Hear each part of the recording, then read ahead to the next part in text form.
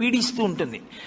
మీకు దొరకని దోషం పోవాలి అంటే ఒక్క నంది అభిషేకానికే పోతుంది. అది ఎప్పుడో తెలుసా, ఎప్పుడు పడితే అప్పుడు చేయడానికి వీల్లేదు.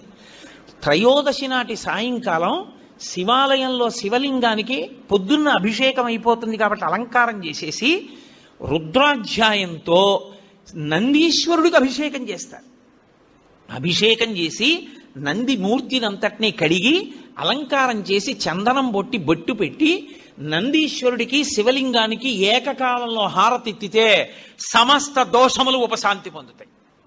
ఒక్క త్రయోదశి నాడే, ఇక ఇంకొక రోజు లేదు దానికి. దోష నివారణార్థం చేసేటటువంటి అభిషేకం నందీశ్వరుడికి ఉంది ప్రదోష వేళలో. జాతకంలో వచ్చేటటువంటి అంత గొప్ప గొప్ప దోషాల్ని కూడా నివృత్తి చెయ్యగలిగిన శక్తి ఎక్కడ పొటమరిస్తుందంటే శివాలయంలో పొటమరిస్తుంది. అందుకే త్రయోదశి అభిషేకము అంటారు.